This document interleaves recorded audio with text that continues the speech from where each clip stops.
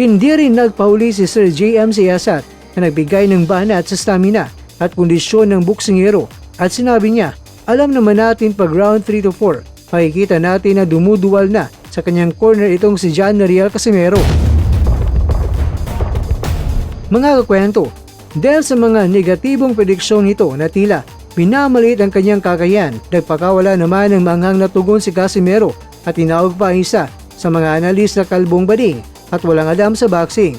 At ayon sa kampo ng boksingero, imbes na panghinaan ng loob ay gagamitin na lamang ni Casimero ang mga patutsara nito bilang karagdagang motibasyon upang patunayan sa loob ng ring na mali ang mga naging pagsusuri ng mga naturang analyst. Ikaw ang kwento, agree ka ba sa komento ni Mr. Clean at ni Mr. Abogado? Umarangkada na ang kwadro alas sa Japan. Sa media workout pa lang niyanig na